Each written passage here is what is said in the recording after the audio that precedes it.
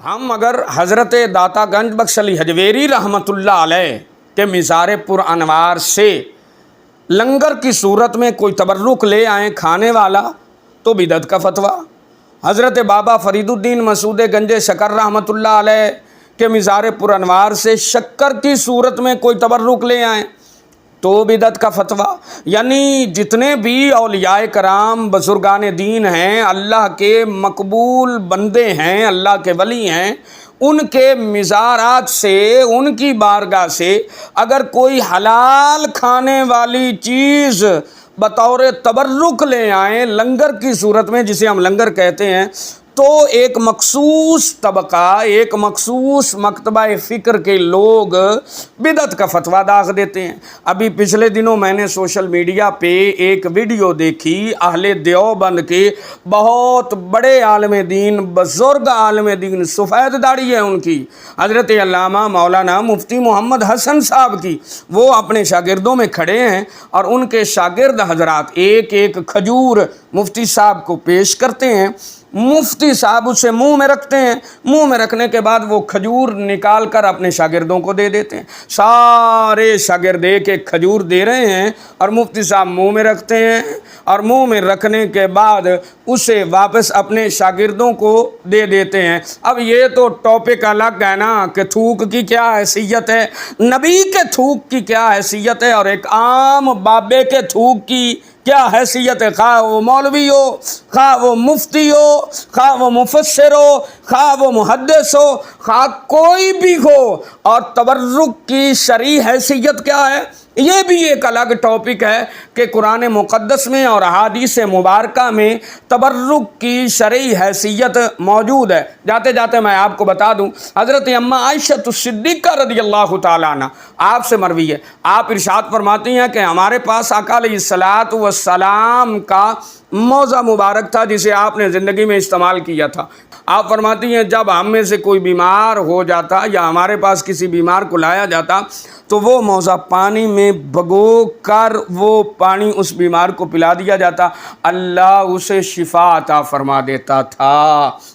اب یہ تو قرآن و حدیث میں تبرک کی شرعی حیثیت ہے، یعنی اب تبرک ٹھیک ہو گیا، اور جب کوئی بابا فرید کی بارگاہ سے تبرک لے آئے تو بدعت، جب کوئی داتا صاحب کی بارگاہ سے تبرک لے آئے تو بدعت۔ بہرحال یہ تو باتیں ہوتی رہیں گی، لیکن موضوع تھا ہمارا حضرت داتا گنج بخش علی حجویری رحمۃ اللہ علیہ۔ حضرت داتا گنج بخش علی حجویری، لو جی دیکھو جی، داتا کو داتا کیوں کہتے ہو؟ داتا کا معنی ہے دینے والا تو اللہ ہے۔ میں نے کہا یقیناً دینے والا اللہ ہے، اور اللہ نے اپنی عطا سے گنج بخش علی حجویری کو داتا بنایا ہے، اللہ نے اپنی عطا سے بابا فرید الدین مسعود گنج شکر کو فرید بنایا ہے۔ یہ ساری طاقتیں اللہ کی ہیں، اللہ نے ان کو عطا فرمائی ہیں۔ گنج بخش علی حجویری اپنی طاقت سے داتا نہیں ہیں، اللہ کی طاقت سے داتا ہے۔ اب دیکھیں ایک اور طبقہ اٹھ کے کھڑا ہو گیا، بابوں کا دشمن، وہ جی بابے تو ہے ہی کوئی نہیں، اولیاء کیا ہیں، یہ ولی کیا ہیں۔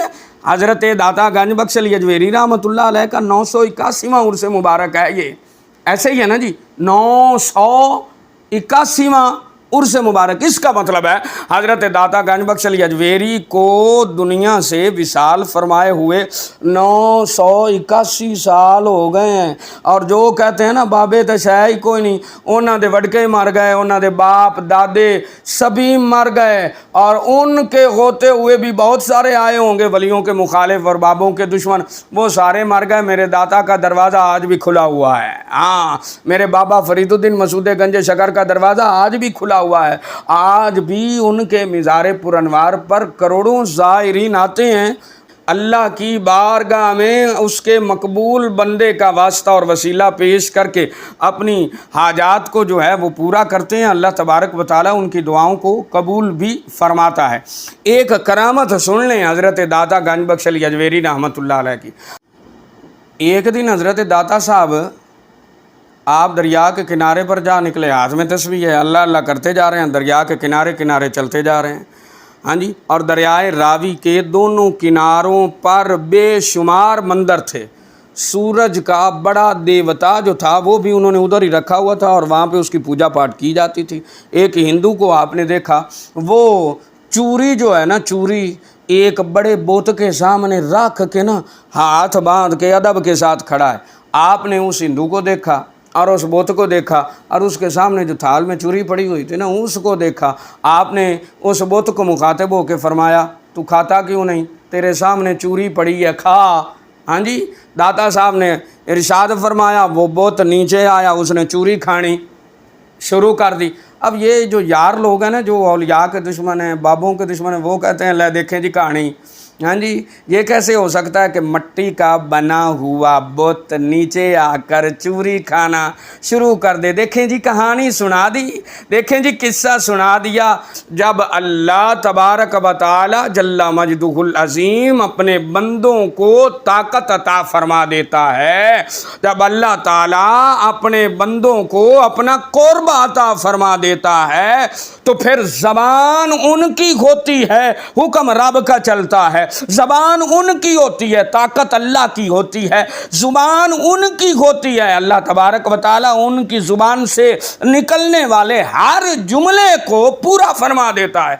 हज़रत दाता गंज बख्श अली हजवेरी रहमतुल्लाह अलैह ने फरमाया, थल्ले ले, तेरे सामने चूरी पई है, खा, खांदा नहीं।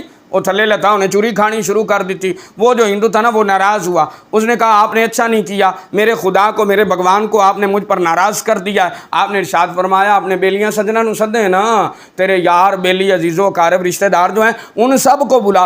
वो उन सब को बुला लाया। देखें जी, इस बाबे ने अच्छा नहीं किया, मेरे खुदा को, मेरे भगवान को, मेरे बुत को इन्होंने मुझ पर नाराज़ कर दिया है। हज़रत दाता गंज बख्श अली हजवेरी रहमतुल्लाह अलैह फरमाते हैं, मैंने तो और कुछ नहीं किया, ये इसके सामने चूरी पड़ी है। आपने फिर फरमाया, थल्ले ले, चूरी खा। नीचे उतरा, वो चूरी खाने लग गया। बस बुलाने का मकसद ही ये था। सभी ने जब ये माजरा देखा ना कि ये बोत तो चूरी खा रहा है, जिसने आज से पहले कुछ नहीं खाया, बाबे ने कहा है तो ये खाने लग गया है, तो सारे का सारा मजमा आपकी ये करामत देख कर मुसलमान हो गया।